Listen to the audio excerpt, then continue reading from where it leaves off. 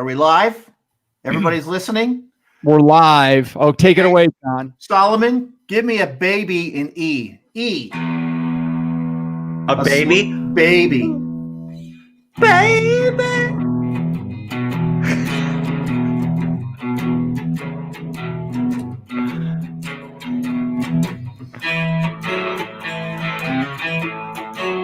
That's awesome.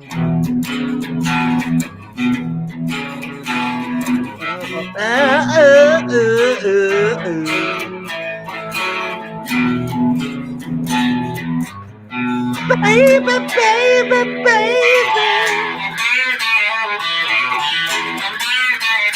Oh, dude.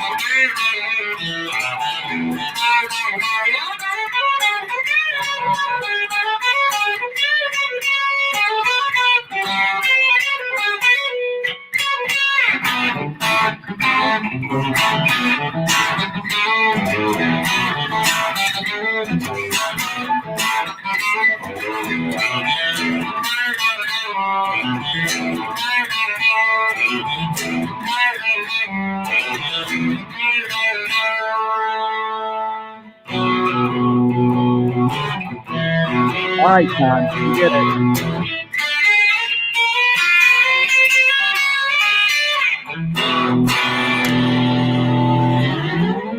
Ow! Hey, I have to say something. Is What? Lori in the house? Is Lori here? I have not seen Lori. Don't see her. Hi, Jeff Shaw from the Underground Cellar. It's good to see you, man. Okay. So when I go to look up iTunes reviews, I open up the Apple podcast app. I go to search and I start typing in the We Like Drinking podcast. And normally I do we, and then and then as soon as I type the L, like everything pops up. And I start typing in we like drink. I got all the way up to we like drink. And where the second thing listed on there, Eccles, can you see what the first podcast is there? I can't make it out. Exploring the Wine Glass with Lori Budd. What? You son of a bee. Here's what's happening. Lori has more listeners than us, and you went on her show, and you ruined my algorithm for looking up our podcast. Way to go, man. Way to go. Yeah, I'm gonna unplug here real quick, okay? If he comes back with an acoustic guitar, that'd be like the coolest. Kristen wants to know if you got the chips, Jeff. What? Huh? The turkey and stuffing chips. Fuck! It's been a weird day, man. The last day before vacation, as a teacher, that's when, you know, how can a kid get in trouble in a virtual classroom? It happens on the last day going into vacation. That's how it happens. I've had a long day. I totally forgot about that. Fuck. Thanksgiving should be canceled. This is bullshit, man. Apparently it's canceled for Governor Cuomo. Anyway. Huh? I don't know. All right, whatever. Let's see here. So Yeah, Cody said we should check the iTunes reviews. You know, I'm looking, Cody. I don't see it yet. Yeah, I think the man is probably thought you were a bot or something, and so they just didn't accept it. Jeff Solid, Mike Mahoney listens to you talking about your rough day, and he says, "No excuses. Do better." Hey, you know what? Fuck you, Mike. Let me tell you something. The only reason why, and hi, Alex. The only reason why I accepted your friendship was in spite of the fact that Eccles doesn't know how to write a haiku. In spite of Jeff Eccles, I said, your buddy Mike wants to be my friend, you better vouch for him in the form of a haiku or it's not happening. And he had six syllables in the middle, and I was just so sad. I felt sorry for him. I don't fucking know. Yeah, Cody, I think it takes maybe not 24 hours, maybe it just has to be overnight for it to get through the iTunes lazy ass review process. Their review is lazy. If Yeah. Exploring the Wine Glass shows up first in a search for We Like Drinking. Yes, And I love you, Lori. I haiku'd for you. Well, I guess I hiked for you. I didn't ood. We're gonna learn about getting high. Cool. No, butthead, not high. Cool. Haiku. Apple should do like this. Could just be the show. I'm just gonna hit record, and we're just gonna read comments. There's no intro. We should act out. Let's act out the intro. You want to do that? Act out the intro. Yeah. Just we'll. Do we want to go? I don't have any rattlesnakes in my office. No. I'll do my impression of somebody like, hey, this is blah blah blah, and then John, you just start like humming like do do do do do do do do do do, and then Eccles will do it over that. It'll be cool. No. That Mime the intro. All right, Kristen's ready to go. Hey, Jeff McKinney.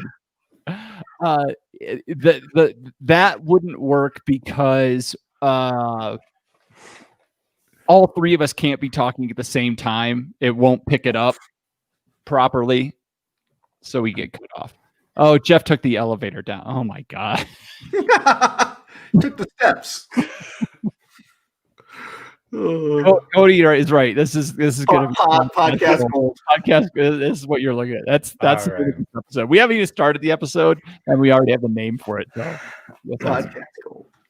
all right. Do we have everything? The Mime podcast. Look up over John's head as we get the brain Whoa, here. that was intense. It was intense, wasn't it? All right. Jeff Solomon, are you ready? I am always ready. I have been ready since first call. John, What? I muted Jeff just as he was getting into his role. You're muted, Jeff. He doesn't know how to mute himself. There you go. So how about don't mute me next time? That was bullshit, man. John, are you ready? I'm ready. All right. We've already lost 2 viewers, so I guess we should Who'd we lose? I don't know. Oh, we got more comments though before we get going. Here we go. Yes. True story. Fuck. That's from the beginning of Real World 2 in Los Angeles. Yeah. All right. You remember John Brennan going down on the beach in a Hulkamania shirt and cowboy boots?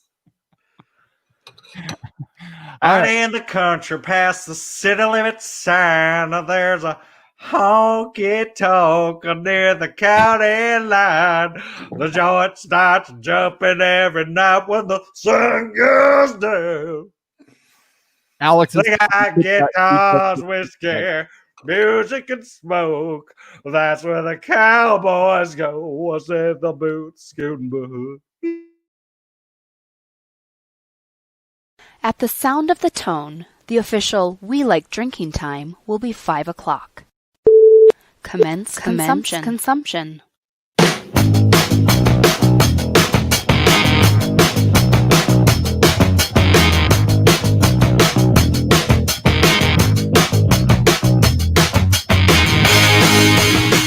This week on episode episode 305 of the We Like Drinking podcast, we'll be discussing what we're drinking. Barry Sanders and the happiest of Thanksgiving cheers. So crack open that beer, uncork that wine, and let's get drinking.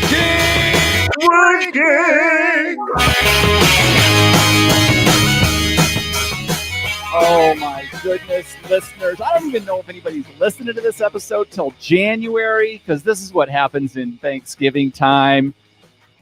Well, it's a good thing to stop the Led Zeppelin covers before that, because they might have taken us down, Yeah, that's true. You gotta be smart with when you do the copyright infringement things. Yeah, how are we gonna monetize this on YouTube? This is true. With our tens of viewers, it is packed in the show is packed tonight, guys. It's standing room only. Oh, we lost two more. They're just falling like flies.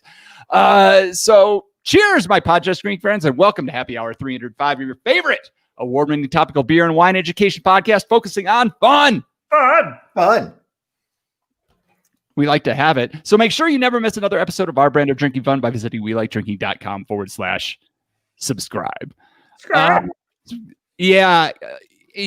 Listeners, this is going to be a bit of a weird start. We're 11 minutes past our normal start time, and we've got about 100 comments in the live feed so far. We had some Led Zeppelin tribute songs going on earlier, Mike, that you missed.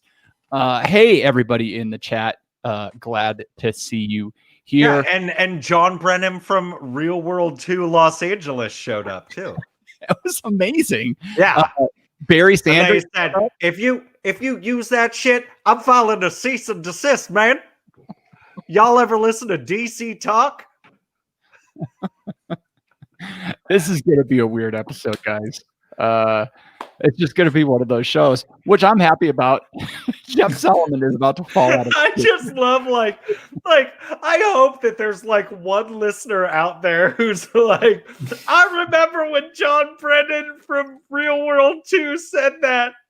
I got so much Real World 2 all up in me right now. All right, well, we're finding out what everybody watching is drinking. They're drinking some good stuff out there. If you're in the chat, make sure you're dropping in what you're drinking. We're going to roll through what we're drinking. I think I started with Solomon first last week. Does that sound right? Sure. So let's start with Ruyak first this week. So really cool thing. We did an online wine course this past Saturday, and we ordered 5 Italian wines from Piedmont and or Piemonte. And 2 bottles got finished already. That was a Barolo and a Barbaresco. They're toast. But right now, I'm finishing up. I just poured the rest of this bottle of this Brunello di Montalcino, and I'm drinking that. We had what we're going to finish for, and we got some repours. What we're going to finish for Thanksgiving is this Longa Nebbiolo, a really young Nebbiolo, saw no oak, very effervescent, very bright. This is going to go really well with turkey. And then maybe if we do an after party, I've got this Rosso di Montalcino from Castello Romatorio. And I asked the Som that was doing the class if she would write them and ask if Sharon and I could get permission to just sit on their property for a week and look over the vineyards, because it was just freaking gorgeous. Wow. You should have heard. There was like 17 people in the class, and when she put up that picture of their property, you could audibly hear everybody going, oh. It was just so awesome. And I've got a plate. I've got a plate of prosciutto and some truffle cheese, a little bit of Negroni blue with some bitter oranges on top. So I've got a little charcuterie plate going with my Brunello, which is very obviously a Sangiovese grape, but very earthy.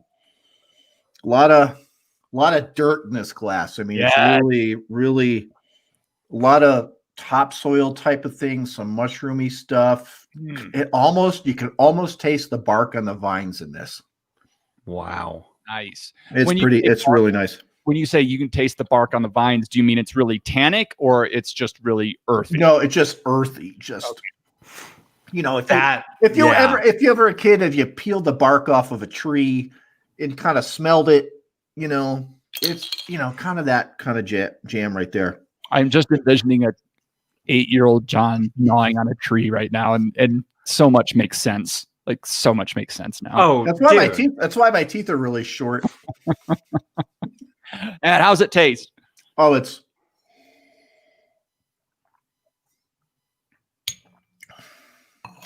this is a 2014, so the tannins are softening up some.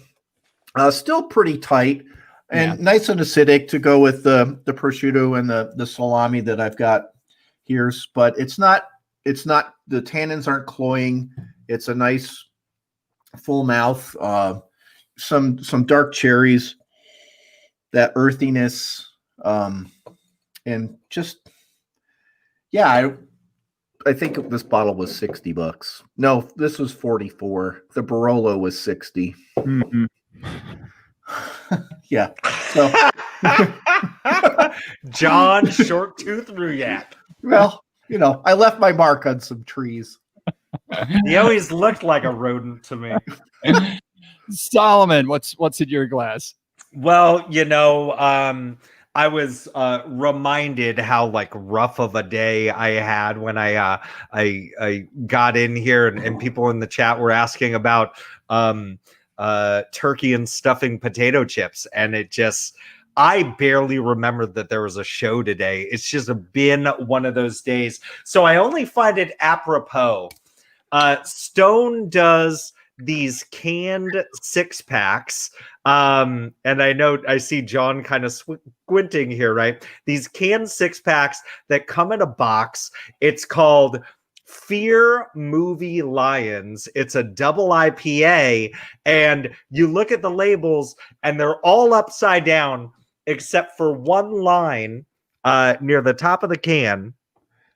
It says, "Leave no stone unturned," because obviously you should be pouring it into a glass. But I love Fear Movie Lions. It's FML. That means fuck my life, everybody. And so I felt it was apropos of just having a bad day. I will say this, color wise, this is a darker, more from my end. Not so much like straw yellow. It's more like a coppery hay. And then on the nose, there's a little bit of like a orange peel, citrusy type of play. And really it's not as like, you think of Stone, you think of like a West Coast style IPA. This is not like piney, woodsy type of play on the nose. And then on the palate, this is a double right here at 8.5%, and it's very malty. The hops are present, and the hops are they're adding. I mean, it's much more of like a bittering type of play as opposed to a floral type of note with those hops. And it's really just an all around delicious beer. It's different from the styles that I normally drink, but honestly, this comes across as like a 90-minute Dogfish Head IPA. Like that would be, I think, the closest relative to that. Oh, and I did want to say these are 16-ounce cans that come in that 6-pack, which I just think is kind of dope. Like I am longing for the day where that's like the industry standard for buying a sixer at the market. A lot of like more local craft breweries, it'll be like a 4-pack of 16 ounces, but I would love to have a sixer with 16-ounce cans, because man, that's what we drank, bro. That's right. Yeah. Agreed. John, were you going to say something? Yeah, I was just going to say, when we opened these wines on Saturday, the Barolo and the Brunello got opened up around noon. Yeah. So they advised we decant it. I don't have a decanter. So I opened it up really early. I will say we had a bubble friend over too. So, close, close bubble friend over. We finished, 3/4 of it. I will say that this wine's a little more approachable after sitting in a 3/4 empty bottle for a couple of days. Yeah. It actually opened up even more. Yeah. It lost, it was really, really dirty on Saturday, but as far as the earthiness, but that earthiness is a little more subdued and the more fruit coming through. And I actually wanted to follow up with you on that young Longue Nebbiolo, because I remembered you were talking about, like, it's just so fresh that it was almost like you were saying, like, I wish these were the things that people would get instead of like a Beaujolais Nouveau. But then the thing that I'm trying to wrap my mind around is a Nebbiolo that young, even without oak, like, is it not like super tannic? No, I mean, it's acidic. It's bright. Really, I remember it being kind of, strawberry, some lighter red fruit, some lighter red berry type of thing, but very little tannin. I mean, if you poured it into a glass, you say there's no way that's Nebbiolo. No way. Wow. I'm wondering, Eccles, are you wondering, like, did they do some carbonic maceration with that or something to like soften it up? Or I don't know. It saw no oak. It is not Frizzante, but it is so bright and zesty that it tastes Frizzante almost. wow. Like I can't speak to what with any kind of assurance of what they did, but maybe they did a lot of what was this color on it? Was it dark? No, it's like really, I won't say pink, but it was kind of a light crimson type of, it's just like, I'll send you guys, I don't want to crack this out of the re-pour because we're saving it for Thursday, but I'll send you guys a picture when we drink it. Yeah, Kristen in the comments made a great point I was about to, is that, especially with the color, that probably a low skin contact, especially with that color that you're talking about. So they didn't put it through, it may have been hours on the skin. And if it, maybe they did some micro oxidation as well to really try to pump the oxygen in there and break things up a little bit for it to be drinking that well, that young, with such a high tannic grape. It's a 2019. Yeah. So, and I will say, I didn't know this, but Nebbiolo is a thin-skinned grape. It is, but it's a beast for tannins. Like it's a tannic beast for the most part. Yeah, I wonder if it was just like just like press it in within 2 hours. You know what I mean? Like that's really cool. It is really, cool. That is really fun, and this is things we like to see. People breaking barriers, doing their own thing. Nice. Kristen's drinking a 2014 Zin. The beer guys going wine tonight, and the wine guys are going beer tonight. Speaking of double IPAs, Jeff Solomon, I've got here out of the Springs Red Leg Brewing Company, Space Force 1 double hazy IPA. John, this is made with Galaxy and Citra hops. And you can interesting that they were able to get Galaxy. That's a hard one to get. You can see it is mighty hazy. It's very dark, very bright in the color. This is very much the mimosa looking. Yeah. John, what do you think on the nose this one's going to be? I was going to see, like, with Galaxy and Citra. I mean, it's going to be citric. It's going to be citrus bomb. It's like orange juice. I mean, there's not a lot of the piney notes or anything like that. It's just all citruses. It's just overloading on the citrus notes. That's interesting. The name of it, Space Force, because Colorado Springs and Albuquerque are running neck and neck to get Space Force Command. It's It's all a Dog and Pony show, man. It's coming here. You think? I have no idea. I don't know. There's guys I know that work on base here, and they say it's really close. Where was so I don't know if anybody saw the Space Force series on Netflix with Steve Carell. Yeah. Where was that based out of? Colorado. So there you go. I mean, make it and they'll come, as they say. So this is a delicious beer. It's super citrusy, long finish. It does, like, I know it's supposed to be there, and it probably is, and I'm not seeing it, but I'm not seeing the ABV. It's a 16 ouncer as well, Jeff. I think it's 8.5, somewhere around there. I seem to remember that in the back of my addled mind. So yeah, that's what we're drinking. John, you raised your finger for a half a second. There's no spaceport in Colorado Springs. This is true. This is true. Where we're going, we don't need roads.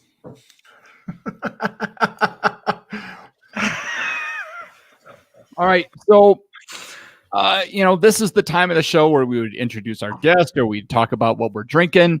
But we kind of didn't come in with a real game plan this week. It's Thanksgiving week. You all are, I don't even know when we're going to release this one. But we're just going to get right into some of the incredibly interesting. Oh, no, we're not. What am I doing? Yeah, I don't know why you're vamping, dude. It's time for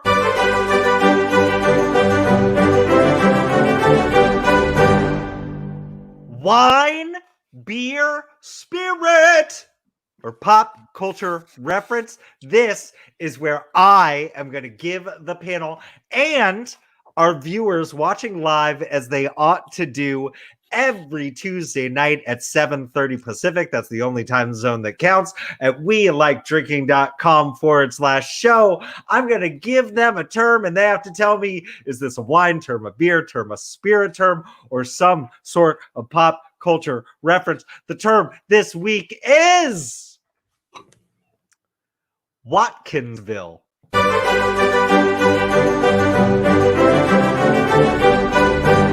Is Watkinsville a wine, beer, spirit, or pop culture reference? Jeff Eccles. Watkinsville. Can you please spell that for us? Why, certainly. W-A. Is a capital W? Yes, as I'm reading it, it's capitalized here. Is that only because it's at the beginning of a sentence? It's not in a sentence.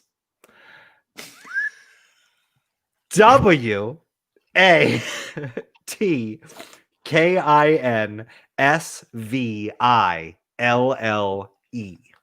No enyes, no umlauts, no accentos. All right. Watkinsville. And it's all one word. All right. Yes. So this is going to be a pop culture reference.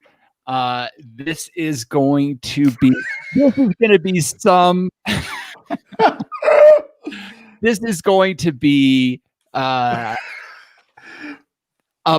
football player. Is there like a Sammy Watkins or a Sammy Watkins is a football player? Yeah. Okay. He's going to be on one of Jeff Solomon's fantasy football teams. No, my teams are good. and he played him this week, and it allowed him to beat somebody in a big league. And he texted him and said, "Bro, I just took you to Watkinsville." So Jeff Eccles says that Watkinsville is a pop culture reference having to do with talking trash after you win when you start Sammy Watkins at wide receiver. Yeah. Wow. That's intense. I do see Kristen in the chat and Cody in the chat, both going with pop culture reference as well. Cody says it's a Kansas City wide receiver who has a catch radius the size of a small city. I like that. Kristen says it's a town in California or something. It's probably on the back of the can that I'm drinking. Wow. Wow. So that would make it a beer reference, Kristen. That's how this works. You actually have to like say what you think it is. I mean, John. maybe she's talking. You have it tattooed on your butt. Oh my God. John Ruyak, what do you think? Well, first I was thinking pop culture reference, like, is that some sort of weird Cadillac model that we've never heard of, like Coupe de Ville, Watkinsville? It's not like the sister city to Watkins Glen in New York or anything like that. But I'm thinking this is a wine reference. Like Watkinsville is some sort of sub-AVA in like the Shasta region or something of California. Okay. John Ruyak says Watkinsville is a wine reference. It's a sub-region of some AVA in the Shasta area of California. Up in hop country. Up in hop country. Solomon wants a pop. He wants a Shasta. It tickles your nose. It tickles your belly, not your nose. Oh my God. You guys are crazy. Talking about Shasta over here. Okay. Watkinsville is a city in Georgia. Why do I bring up Watkinsville? Because Watkinsville is the home of the Amazon organization. Like they sell exclusively to Amazon. They're called the Infinite Trading Company. Now, why would I bring up the Infinite Trading Company? Because, well, I didn't forget that this was the episode before Thanksgiving. I just didn't have a chance to leave the house. And I was searching up some stuff on Trader Joe's turkey and stuffing potato chips. And I found a listing on Amazon for Trader Joe's turkey and stuffing potato chips. 2 7-ounce bags for $28. Only 2 left in stock. I scroll down to frequently asked questions. How can you justify, at the time the person asked, they said, how can you justify $22 for a 2-pack? Which I guess the price has gone up because they only have 2 left.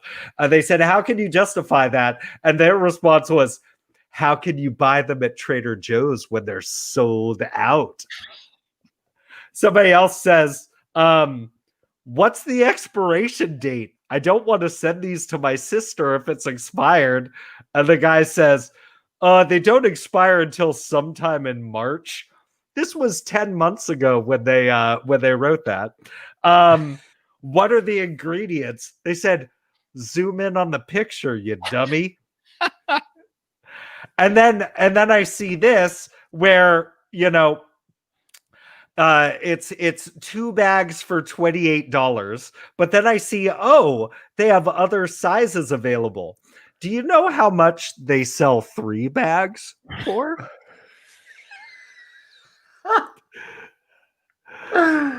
$239.40. So, in honor of the most insane listing of a $2 bag of potato chips in my entire life, it goes to these guys on Amazon that are basing their rinky-dink organization out of Watkinsville, Georgia. This is a pop culture reference unlike the world has ever seen.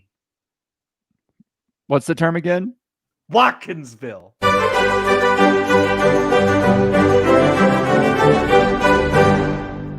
Once you pop, you can't stop until you spend $240 for 3 more bags. So, Cody, you say I punted that. I actually won 3rd place in punt, pass, and kick in 4th grade with a 25-yard punt. This guy has more in common with Andy Reid than we never knew. Kristen says this one needs to go with a card game. There you go. You've got your first word for the card game. Good job. Thanks. I try. All right. Watkinsville. All right. So literally you did just come up with it after you were reminded of the turkey and stuffing chips. No, beforehand. Oh. Everything else was an act up until now. My life is perfect. You think I wanted to drink this beer? You dum-dums? Gotcha. Everybody wants the card game. We are hard at work on the card game. Jeff and John, they just keep telling me all the words they've been coming up with. Yeah, I guess we actually have to put them on cards. Sorry. Yeah, we working hard or hardly working. Who knows? But it is moving forward. We got some ideas for the logo off to the guys. They liked that, so we're exploring that a little bit. It's moving slow, but it's moving. These guys are on it, right, Jeff and John? Yes. All right. We need to do like an Operation Warp Speed situation. There's Kristen's Laura's life depends on it, apparently. Right. It'll come. It's gonna be awesome. Right. And you can buy 2 copies of the game for $234. And we'll make sure they ship out of Watkinsville, Georgia. And it'll smell like turkey and stuffing. Just we'll sprinkle some dust on it. Just some crumblings inside. Oh, the Thanksgiving Day episode. It's always a winner. All right. time to tighten our ties up because we've got to get into the late breaking booze news. We're discussing interesting, noteworthy, or sometimes some pretty silly things. John Ruyak is going to take us out this week. Dateline Detroit, Michigan from WXYZ Channel 7. Former Detroit Lions legend Barry Sanders took to Twitter on Monday to threaten legal action against Eastern Market Brewing Company. The Detroit-based brewing company released a new beer recently and named it Same Old Lager with the tagline, "Don't set your expectations too high."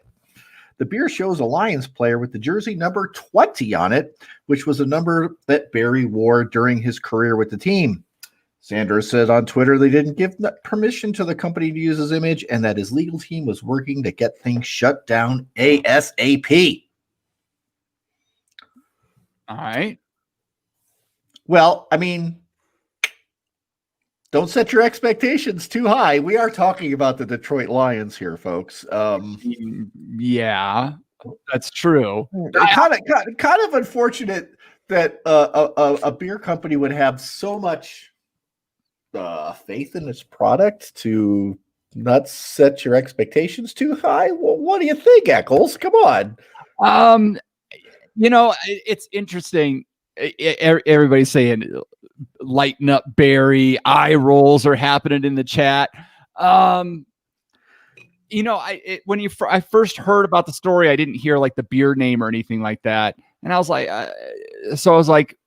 why would somebody care about this? But when you hear the name of it and what they were calling it, I guess I could see him being a little upset about that.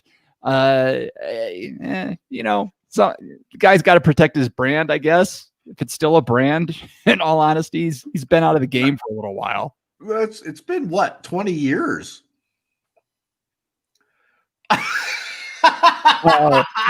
Solomon is chomping at the bit. Yeah, go for it, Solomon. Give us honestly, I was just looking at it and I'm like, I don't know. Like, I mean, it explicitly says like the Lions on it.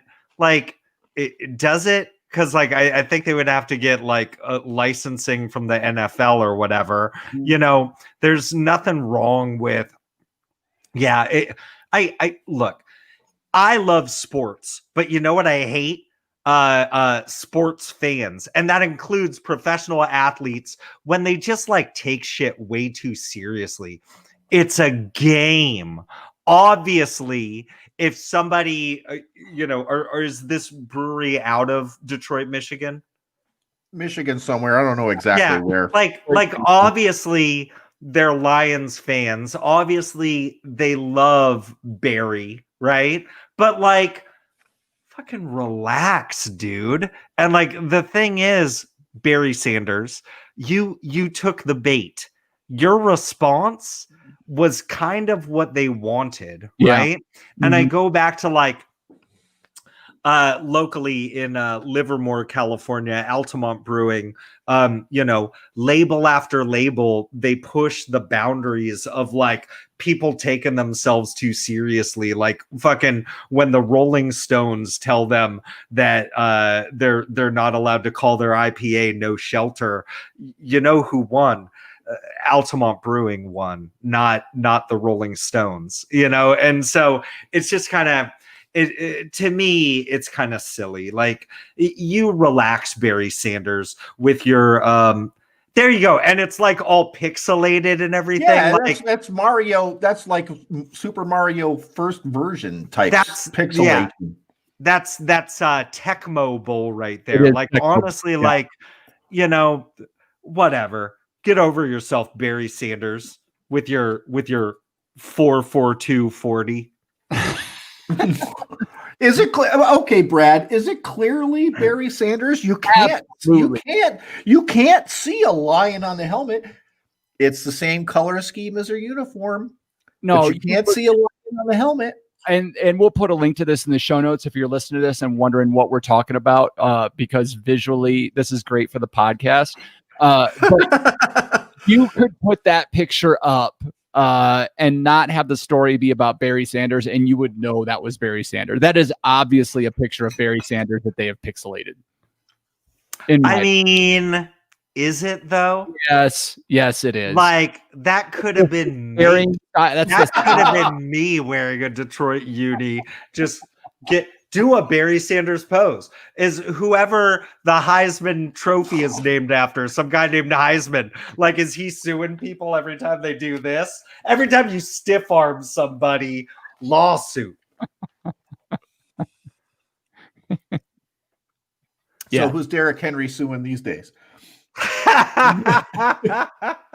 So look, I wanted to say something because we had this conversation going before everything even started, and Jeff Eccles is from the Midwest, so obviously he's saying that Barry Sanders is like the greatest running back of all time. And by the way, I'm not going to argue that he's really, really good.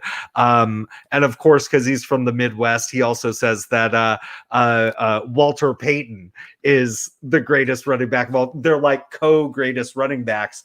And then we got into this conversation about like, well, let's look up Barry Sanders, not like his actual like statistics, because like counting statistics, he's probably not top 10 for a lot of things because he had a really like short career. But I was looking up like his measurables, and it was really interesting to see like his times like at the combine compared to like NFL players today. Like dude really was athletically a stud. He ran a 4.4240, which is 95th percentile, which is insane. He had a burst score of 136.1, 98th percentile, speed score of 104.8, 78th percentile. His bench press, 21 reps, 58th percentile. Not a very strong guy. How tall Barry Sanders was? 5'10". I was thinking to say 5'9", 5'10". 5'8". I got half an inch on him. So screw you, Barry Sanders. But so I was looking him up on Cody's favorite website, playerprofiler.com. Do you know who Barry Sanders' comp is? If you compared him to any NFL player that has ever played the position at running back, do you know who his athletic comp is? No, but you're going to tell us, I bet. I mean, give me a guess. I will tell you it's somebody who played after Barry Sanders. Jerome Bettis. Wow. I think Jerome could bench press more. John Ruyak. I can't even venture a guess. I'm not that great at football rosters. Well, the answer is New York Giants injured running back Saquon Barkley. Okay. Barkley. Yeah, just so you know. Solid. Saquon Barkley is pretty good when he has knees. When he has knees. When his knees are intact. He has them still. They just don't work right now. Functioning joints. Very, very underrated aspect of good football playing. All right.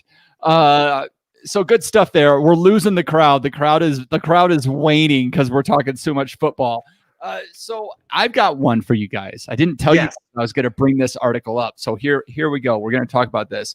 We're still it's like March 410th. Right. We're still in this COVID stuff. It's getting worse. It's not. Hey, I can buy some potato chips that expired in March. How about some wine potato chips? So, but we are, a vaccine is around the corner. There's hopefully some light at the end of this tunnel. And by the way, it's an mRNA vaccine, which is like so awesome. That's like the coolest thing ever. I know that they put little instructions to turn you into a robot. It's like they're sending little like messages in a bottle to your cells, and your cells are like, okay, I need to make little spike proteins. And then your body says, and then your body goes, what the fuck are these doing here? And then they make antibodies against them. If I start voting Democrat, I'm going to say shenanigans. Okay. Let me tell you something. It's like baking a cake and then saying, where the fuck did this come from? And throwing it in the trash. Anyway. No. Okay, we're good. Bring that shit up here. I have to listen to that shit everywhere else in my life. I don't have to listen to here. So shut up. All right. So this is coming. Leave it to the media. That's you. That's us. We're like media.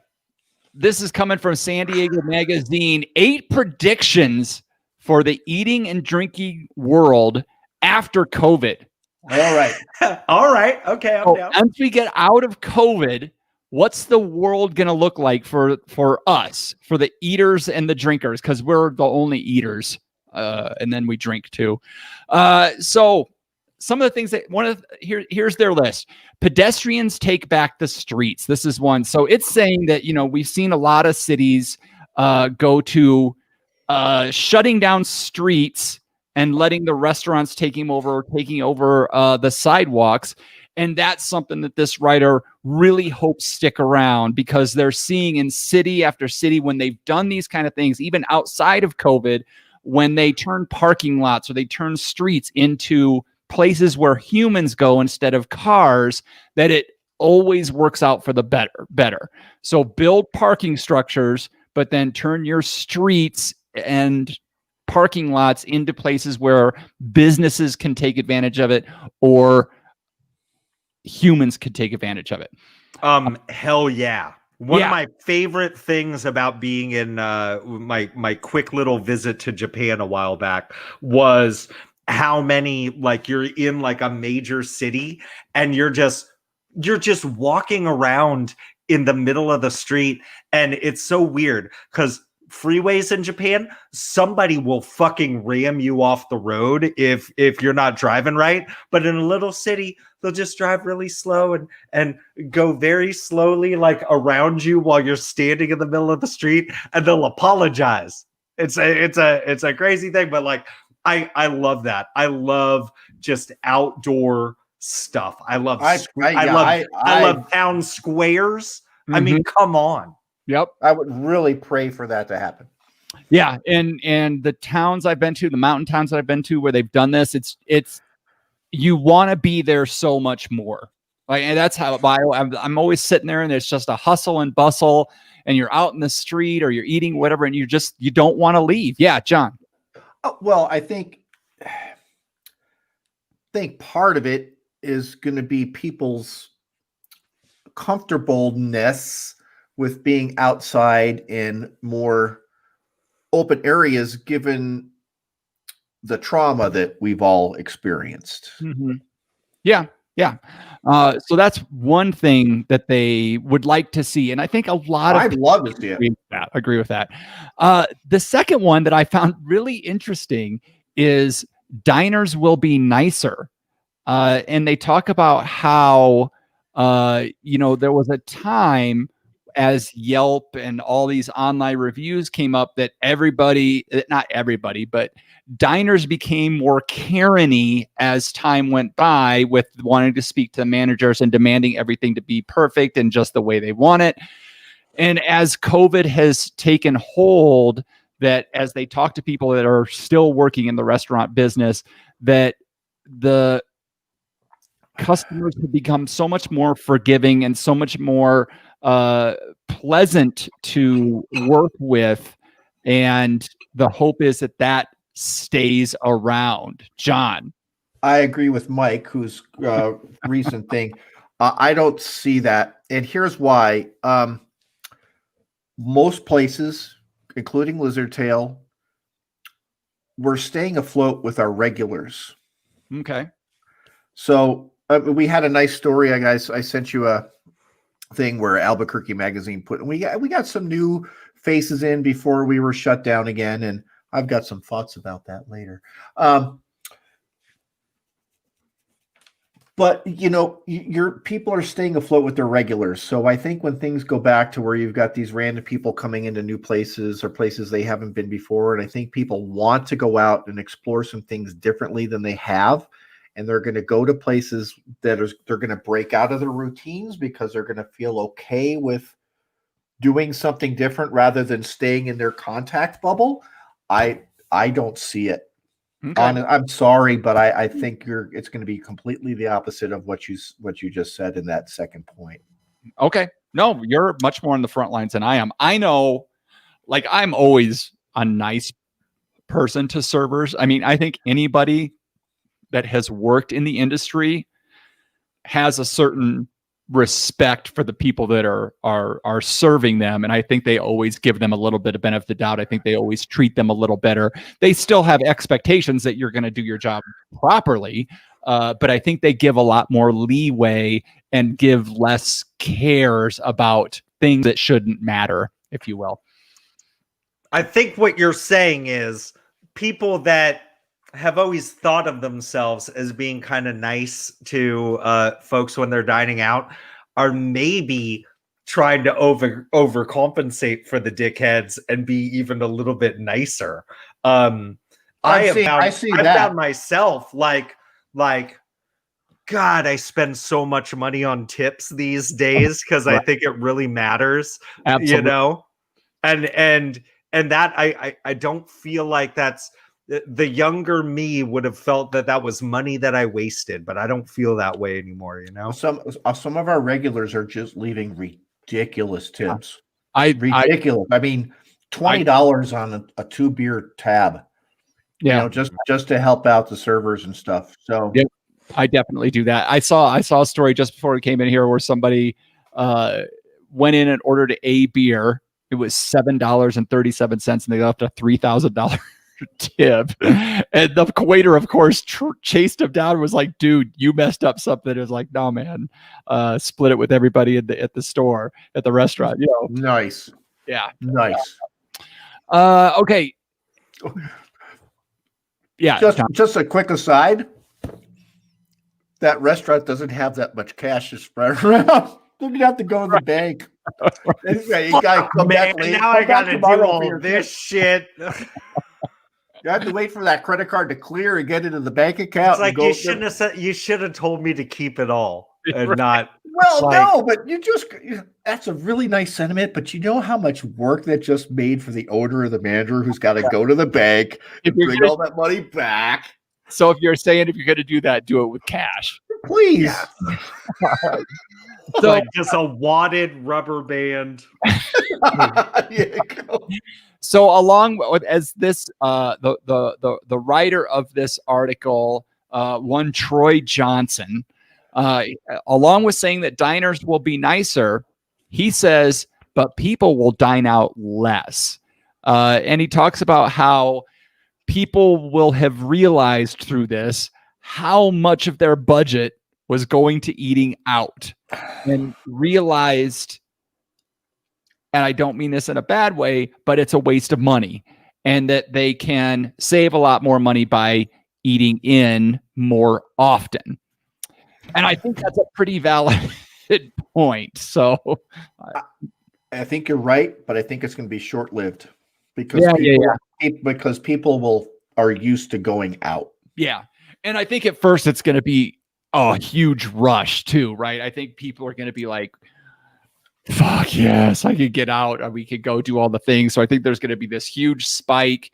And then, yeah, you know, I think I kind of get it. There's going to be a huge spike and maybe it dips a little bit. I think everybody's going to back it to normal routines as much as they can when it comes to dining out, because it's just such a pleasant experience. Well, and we've already seen that in our ups and downs, our opens and closes and all that other stuff where, when they shut us down, those last couple days, busy as all get out. And then when they open up, it's really big and it tails off, and then it comes back to somewhat normal. Jeff, what do you think? I feel, sorry, I wasn't sure if I was muted or not. I feel like, I mean, I think that whatever people's like dining out frequency was before the pandemic, it's probably going to get back to what it normally was, or as close to normal as possible. Might people be more likely in some places, less likely in other places?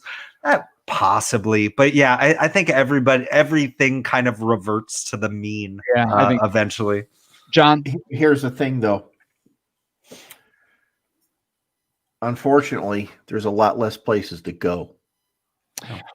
We'll get into that a little bit later. You are correct, unfortunately, and it is super. Well, and even may I make a prediction? What it's probably going to be is eventually it gets back to around the same amount of places, but they're owned by fewer people. Like it's more corporations, chains reaching out and buying up those spaces. Just like if we go back to the recession of the late aughts, what happened? Like people lost their houses, and those that already had wealth, they fucking bought up and they made a grip. This next one's interesting. Men will cook more. And he talks about, I'm like, cook more than they already do. Right? That's like when it gets to that shit, it gets kind of crazy. And like, I don't know. I found myself in a really kind of a fun and weird conversation with some friends the other day. We were talking about, one of the we had so many big fires in California a couple months ago. You might recall one of them started at a gender reveal party. And we found ourselves in this conversation of like, I mean, really, was it worth it? Like, why are people so obsessed over whether or not a fetus has a penis or not? And what that really speaks to is like the bigger thing where it's like, come on, man. Men are gonna cook more, or women are gonna cook less. Like, that's so fucking like weird and outdated. Like, I don't understand where people even start to like go down that line of talking about things. Are we gonna go back to talking about wines as being masculine or feminine? This wine really it smells like some balls. Like, it's just stupid. Yeah, I saw that and I was like, dude, that's just dumb. I don't get that. Mike says It's that actually, I was going to start a metal band called Fetal Dicks. Kristen says apparently this one's not on point because her husband is banned from the kitchen. That's so like random, you know, like there's good cooks and shitty cooks of all. There's one time I was hanging out with no. No, but my wife and I are both good cooks. I mean, it's just whoever picks up the ball that particular day. I mean, I think it's a very outdated. Now, will I say, like, culturally, especially, and culture plays so much of a role, like in a household and in like, roles that people usually like take on. If I grew up in a house where my dad cooked more, I might be more likely to do that, or if my mom cooked more. So I can see that, but it's just like, come on, watch Top Chef and tell me that women or men are better or worse cooks, like based on that, or more likely to. Wow. It's pretty, yeah. Yep. This is an interesting one. Third-party delivery apps will be forced to ease up on restaurants. So if you don't know much about this, the third-party apps, they are pretty brutal in the amount of money they take from their time is short. Yeah, I think so. And I think momentarily they thrived in COVID, but I think a lot of restaurants are just either doing it themselves. I mean, there's all kinds of things popping up that's allowing this to happen. So I think this is probably an accurate statement. I think, people don't care how you deliver their food to them. They just care that you will deliver their food to them. So I think this is probably an accurate statement. There's not much here to talk to, but unless you guys see something different. I will say, I know it's not supposed to be a political podcast, but Uber, Lyft, and DoorDash basically wrote a bill in California, and they had a whole lot of money behind it, and they got that particular bill passed to help them out. Just at the beginning of this month, so it's kind of interesting to see how all that plays out. Yeah, and Mike talked about how in Chicago they either are doing, a lot of cities are passing laws limiting the percentage that these kind of businesses can take from the restaurants. Another one, workday food and drink is going to take a huge hit. So what this one is talking to, what John, I am listening. I'm waiting for the explanation. This one is speaking to how so many of us are working from home now, and we want to keep doing that. And so that restaurants that thrive on the lunch clientele could continue to take a pretty big hit out of this if the work at home model continues once things get back to normal, which I don't see any reason why it wouldn't continue on. So I can definitely see those taco trucks and those kind of places that thrive on the lunch crowd. It could continue to be rough for them. I think you're right about that, but I think there's going to be something that comes up where if there's going to be a continuation of the work at home thing, there's still something to be said about collegial collaboration. And I think it's going to happen over maybe a group space in a restaurant where you have you've been to Biaggi's, right? In Colorado Springs, they've got party rooms. Yep. Rooms with big tables, catering. I think maybe see an uptick in meetings for people that congregate back at the office for short periods of time. So I think there's going to be a shift in the way lunch is done, but I don't think it's going to disappear. I think it may be more a shift of where it's done. Yeah. So instead of having, like downtown or these local spots where a lot of restaurants are, I think you start seeing more restaurants in the burbs and the outskirts that you're like, okay, I work with a bunch of people in this area. We're going to meet up once or twice a week for a lunch at these spots. So I think you see more of a spread of successful restaurants rather than a conglomeration of them showing up in small locations. And I can see, some benefit for breweries doing like, small plates and short pours, 8 ounces, 10 ounces. Hey, you're going to get this, you're going to get one beer and you're done. Yep. But you've got a $70 ticket instead of, having people flow in and out for lunch. So I think you're right. I think it's going to change, but I don't think it's going to disappear. And that's the thing, right? I mean, we're an entrepreneurial country when it comes down to it. And as the customer space shifts, the businesses react, and those that react quickly succeed. Jeff. Yes, that's me. Anything to add, or you good? No, I was never, I never worked in a big office, and everybody went out to lunch.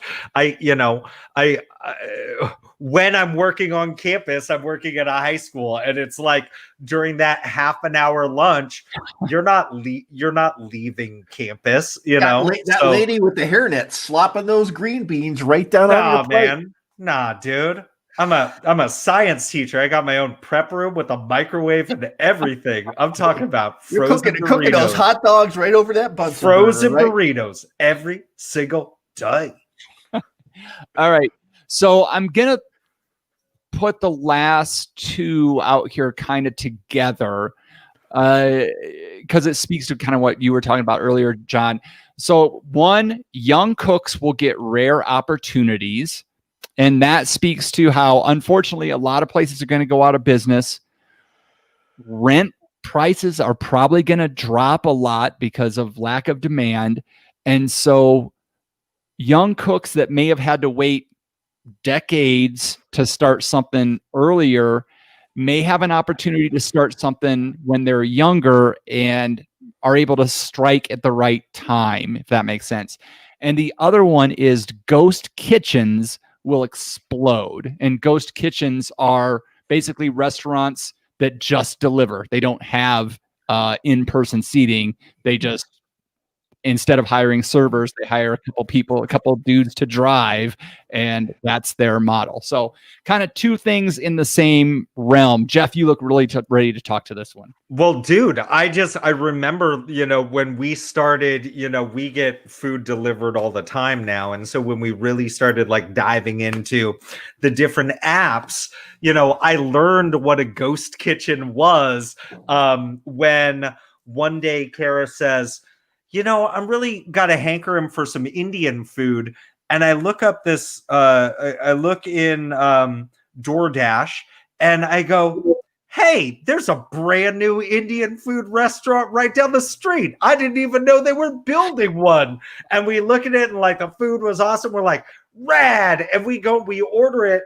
And, I can see the little icon on the map and I go, wow, hey, that's right behind that pizza place we really like that makes Indian style pizzas. And I'm like, that's really weird that they're like right next to each other.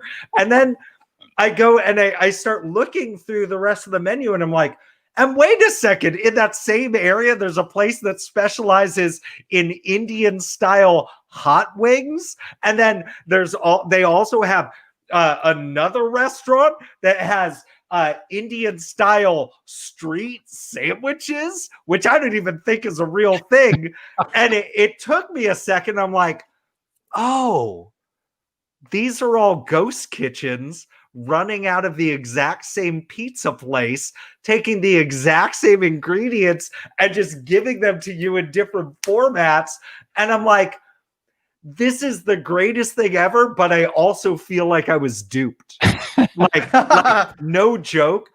When you get food from a ghost kitchen and then it doesn't exist a couple weeks later and you're like, wait a second, what the fuck? This was never a place to begin with. It's fucking, I feel like I'm living in an illusion, man. Like I'm a chess piece in the Queen's Gambit, bro. Like like I took some of the green pills. You know what I'm saying? Are you that's- playing chess on the ceiling again? Oh Selma? God! Oh yeah! By the way, that is an amazing It's a show, and I've been fantastic making fun of people until I saw some of it, and it's fucking great. I'm It gonna is a watch some great more show. of it after we're done. I'm one So- episode in, so Oh That's yeah. it, dude, and you're hooked. yeah, it's good. John, Second, third episodes really sets the hook. But so this is interesting. And I've been reading Kristen's comments about her fajita place and things like that, and then Solomon's comments about that. And where does the drinking stuff come into this? Where does beer and wine flow into that? So I'm hoping that I don't have a lot of hope for New Mexico. That if you have a ghost kitchen at a brewery and you want to deliver a $15 meal with a 32-ounce growler, 2 beers, and take that someplace for someone's afternoon repast. I mean, we can't do that now. You can certainly do that with food. Green pills, red pills, blue pills, whatever. Okay, Mobius, we'll see you later. But I'll hopefully there'll be some law changes in reference to these ghost kitchens and things like that. I think a couple of things.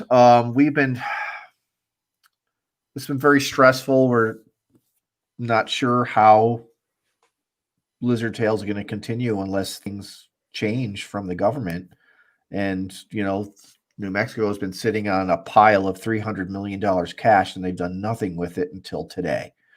Thank God. Why did they wait?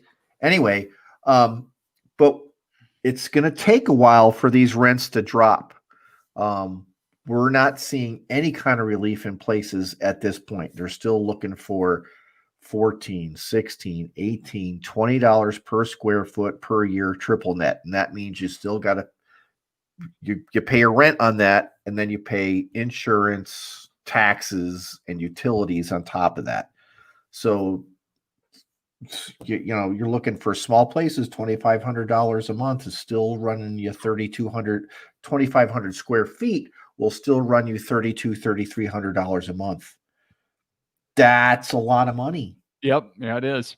That's a lot of money, and that's just Albuquerque. Can't even guess what it's like in Colorado Springs or California.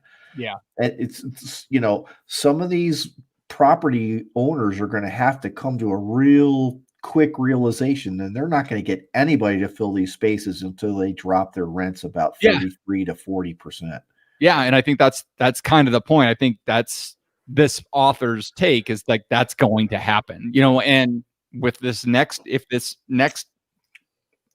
lockdown or whatever we're going into lasts very long, I think a lot of people are just going to be like, F it. It's not worth it. It's January 1st, folks. We're not opening up till January 1st. Yeah. So any other thoughts on it, John? No, I mean, I see the validity of the argument. I'm just telling you that right now, these things aren't coming to fruition. These landlords are still wanting to command these pre-COVID prices that just are not sustainable. I mean, do you want someone to come in? Sure, someone may take a flyer on it, but they're going to be out of business 6 months later, and then you're stuck. Yep. Do you want somebody who's going to be there for 5 years, or do you want your $14 per square foot per year just to say you got it? Yep. Kristen says ghost liquor stores. I think that's that. That would be cool. Well, seriously, like I thinking about like ghost restaurants and ghost liquor stores, there's if you play it the right way, there is a way to get several businesses under one roof. Yeah, which is gonna has to ease that burden a little bit, like especially if you're talking about like a really large kitchen with multiple ranges and everybody just has their own quadrant of the kitchen that they run their store from. We've seen a multiple of properties where we're thinking that if we somehow make it through this and we're able to expand, that we're not going to own that kitchen. We're going to sublease it to somebody else. There's a place here in town called Local Relic.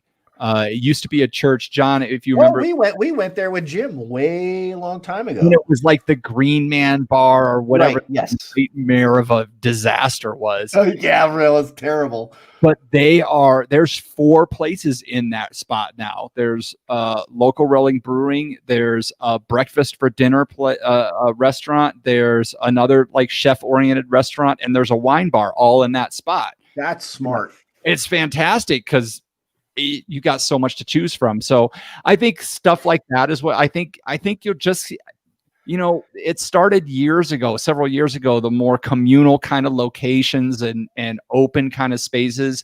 I think you see a lot more of that where, people can, one business can kind of help the other business out, not like spoon feeding them money or anything like that, but just drift complementary craft businesses. Yeah. It's like Eccles' favorite spot in San Jose, San Pedro Square Market. Yes, that place was fantastic. I was there for a very long time. All right, so good stuff. I think that's it for this guy's list. Yeah, that's it for Troy's list of the 8 predictions for eating and drinking world after COVID. I wonder if like Troy goes to a restaurant and he finds out that a woman was the chef, if he just goes, "Ooh, I don't know what to do." Troy. Fucking Troy, we just gave you like half our show and now we're mocking you because that's what we do. And if we're doing that, it must be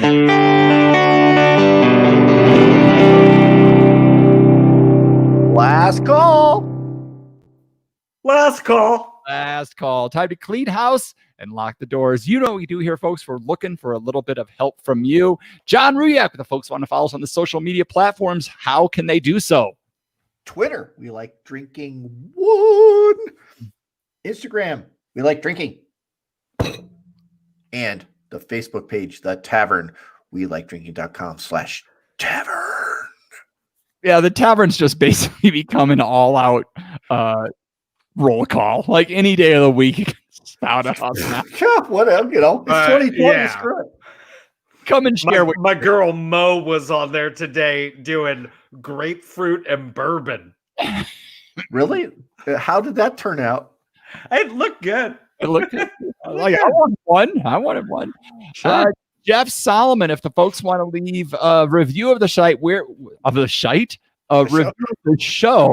where can the show is shite. Where can are we doing a Scheitza podcast? Oh my god! Where can they do so up to 24 hours before our show? Yeah, if you're like our pal Cody, who swears he left a rating and review, go ahead and look at your iPhone podcast app, your Apple podcast app. Fill up those 5 stars. Tell us how much of a scheisse show this show is. And if you've done all that and you're looking to do more, consider becoming like almost every single person in the chat tonight is a supporter of our show. I think everybody there is a supporter of our show. They get the show early, but that's not good enough for them. They have to come to see how the magic happens, how the sausage gets made. Magic. Yes, it is. This is a podcast, John. Consider becoming a supporter of the show by visiting Patreon. Visit WeLikeDrinking.com. Here's a magic trick. Do you want to see your money disappear once a month? Woo! Become a patron. For as little as $1 a month, you can come join us in our video chat, even though it's open to everybody. Get the show 2 or 3 days earlier. Get stickers, get coasters, get all the cool things. You can find out more. Visit WeLikeDrinking.com/pledge and find out how giving us $10 a month can get you a t-shirt. You know? Yeah, they're very nice shirts. They are very nice shirts. When I wear it, many compliments. Oh, God. And now John's stripping. John's doing a strip show. Look at that. Look at that. Do you see his left nipple? That's my face. You can I hope you didn't just verp up some turkey, listener. You can also find the show notes for or this- turkey and stuffing potato chips. You can also find the show notes for this episode with all the links to the stories or mentions we had at weliketurkey.com/episodes. All right, it took us a while, but we got there, and it's the time of the show where I get to say, okay, panel, let's take one last trip around this table and get some final thoughts before we shut off the lights. John Ruyak. Okay, folks. So we've had a lot of fun, and there's a lot of shit going on, and I hope everybody's safe. I hope everybody's healthy. I hope you're Zooming with your families for Thanksgiving. But your favorite haunts are struggling big time. Mightily. And you're going to shit your pants when I tell you some stories here, okay? Your state alcohol regulation places are not giving any of your wineries or breweries a break on their licenses. Still had to pay $1,200 the annual fee for a license in New Mexico, even though we've been shut down for 5 months this year. Fuck you, alcohol and gaming. Insurance companies. No breaks, even though we're not open. Every place that you go to get a drink has to pay liquor liability. Even though we've had no customers, none of the places that you go to has gotten a break on their liquor liability rates, even though they've had no customers for 4 or 5 months. Fuck you, insurance companies. Music licensing. ASCAP, BMI. Fuck you. We've been closed for 4 months, had no bands. They still want their $2,500 a year so we can have bands. Fuck you, ASCAP. Fuck you, BMI. I understand you're trying to pay your artists that aren't working either, but we're not generating any revenue from your music product. So fuck you. If you work for ASCAP or BMI, stop listening to our show. I'm done for now. Jeff Solomon. And just to really piss off the music licensors, because we didn't get a chance to hear it on the air earlier, here's my impression of John Brennan from The Real World 2. Cut the music. Out past the country, past the city limit sign, there's a honky-tonk near the county line. The joint starts jumping every night when the sun goes down. I think I'm where it's going, women, music and smoke, because that's where the cowboys go. What's at the boot, scoot, and boogie? Bring the music back. Whoa, wait, stop the music. God, Because that's not even the best song from The Real World 2. The best song was, remember Tammy was in an R&B group, and she had that one song which was, I'm a slave, I'm a slave, I'm a slave to your lovin'. I can't resist the fever of your kissing and your hugging. That was the best. right. Real World thought- 2 Los Angeles was so good. And you thought my Led Zeppelin licks were bad at the beginning It of wasn't the show. not funny. Let me make a note. I'm from Dublin. Let me make a note. Okay. I've got multiple edits there at the Do you end. remember when Dave got I kicked need- out? I need to make this an explicit episode with all the FUs that John dropped. Do you remember? I didn't even tell you to bring the music back yet. I know. This is. I know. Do you remember Glenn? No, I didn't watch the show. What No, was your favorite I season? know what is happening right now on our show. Was it Real World 1? Can you get the phone? And with that, I'll bring back the music. Thanks again for joining us at this, whatever this was. And happy Thanksgiving, everyone. And where you never Drink alone. Happy Thanksgiving. Eat all the turkey. Fall asleep on the couch. Hey, Jeff McKinney. I'm just glad we went through a Thanksgiving show without saying tryptophan. Everybody who says tryptophan, like, oh, tryptophan, like, shut up. Do you realize, like, you would have to eat like 10 turkeys to get enough tryptophan in your body to cause you to fall asleep? You're the same folks who think that you have one little sip of absinthe and you're like, oh, I'm hallucinating. No, you're not. You're a fucking nutball. That's all you are. Like, just shut up. Oh, tryptophan. Oh, tryptophan. Shut up. Drink every time somebody says tryptophan during a football game on Thursday. That'll put you to sleep. Oh my god! Well, John Madden's not doing games anymore, so you might not have. Oh, the turducken! It's a turkey inside of a fucking. John Madden could never say tryptophan. He would never have been able to get that far into a word. You know, they used to put tryptophan on their hands. Now they got those gloves.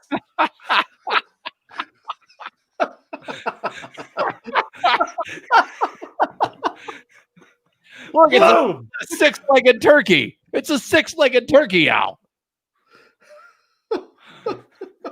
We got one for every offensive lineman and the tight end.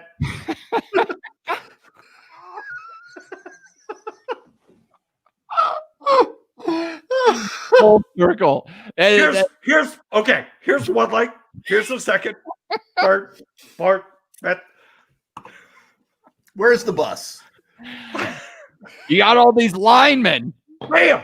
Over here. They're just waiting for the turkey. They don't even care. 24 cloves of garlic. Bam!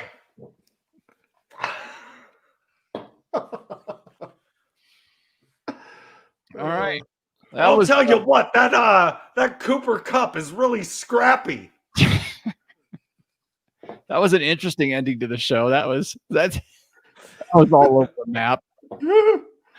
Viewers, we had some new ones tonight. This is what it's like every week. Sorta. It's a whole lot different watching it than listening to it. Is that good or bad? I don't know. Oh man. Yeah, everybody watching the show, man. Thank you guys so much for coming out every week. Have a safe and happy Thanksgiving. We may try to release it. Were we talking about releasing it tomorrow or Thursday? No, here's It's the the thing. biggest travel day of the year, but I do not want to incentivize people that are going out of their way to travel. And I know shit happens. I'm not here casting aspersions, but I'm not going to I'm not gonna fucking incentivize that shit. Thank you, Michael. Brad, Next time, could you put that in the form of a haiku? He will. Like, give him a bit. He'll. We need Telestrator technology on our We screen. need some Telestrator access so I could circle John's head. This is right where he exploded. This is right where he had an aneurysm. This is where his short teeth are. All right, I'm gonna pause John right here. No. Mike says. Now you think this is where the short teeth are, but no, it's around this way. All right. Viewers, thank you all so much for joining to watch the show. We love you all. We hope you stuck through the end. I think some people may have dropped off because I haven't seen Chris. I haven't seen Kristen in a while. no, she may have had to go open another bottle to get through what we were doing. Oh, what's this? That was my right nipple that I was showing. Here's my. Yeah. That's your left nipple. Okay. That's what I said. Well, That is your. What are you talking Stage right, even. about? Oh God. Yes. Ow! I'm All of a right sudden, my nipple. face hurts. Oh, Grandma Sparkle says she's still watching this, so she just got to saw you guys lick your nipples. I've never licked my own nipples. I just want to make sure that Grandma Sparkles know. Who do you think I am, Gene Simmons? All right. All right. Gene Simmons would sell you some 3-pack of chips for $240. Yeah, you It says "Kiss" on it. y'all have safe and happy Thanksgivings. I know it's going to probably be different than Thanksgivings in the past. Grandma Sparkles, I'll see you on the family Zoom call that we have. But we love you all. We'll see you next week. Next week we'll be in December. We've got a winemaker on next week. I don't even know. I think Is it those samples we just got? Barra Wines. Yeah, I think that's right. Yeah, I got some whiskey too. Did you guys get whiskey from I got some Colorado? whiskey. Yes, I did. yes. Oh, dude, those. That looks cool. And some tequila. The Yeah. bourbon smells delicious. I am so excited about all of those things. We're gonna have. That we have a guest coming on for that whiskey? I shouldn't drink it all right now. No, don't drink it all. And Did you get like a special a special bottle? Because you were saying The side bottle with the rubber stopper. mine has it's the Four whiskey, but it's port aged. yes, Yes. Dude. and they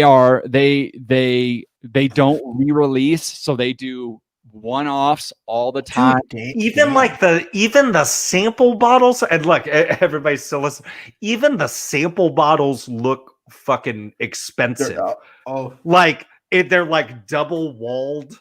Like there's a thin layer of argon in between. Like, dude, like fancy schmancy write-ups and all this. stuff. I I like packaging. Yeah, and this is the first time I can remember hearing a whiskey producer talking about the terroir of the grain. Yeah, I know, and all harvested on the same day and all that stuff. Yeah, some Colorado bourbon bottled in bond. Come on, like that's just fucking cool. That's who's Guys, coming on the show for that? For which one? For the whiskey one. I don't know exactly who's coming on for the producer, but I think it's going to be one of the founders that are up here in Denver. I'd like to compliment him on his package. Ing. And then yeah, we got tequila coming on, and I'm still working on sake, but we're waiting on. We have tequila coming. Like I have. Yeah, you didn't get your tequila yet. I got mine. Yeah, we've got tequila coming as well. The beginning, the January is shaping up to be a baller month for us. I like how you told them you're like, maybe fucking send a sample or two. Yeah, mm-hmm. Yeah. I'm still waiting for my 750 of Balvenie Doublewood. All right, so viewers, that's what you got looking coming up. Be safe. Have a happy Thanksgiving. I love that we're. Let's make this like a 40-minute episode. An hour and a half later, here we are. Love you guys. Take care. You got your episode and your after party in the same thing.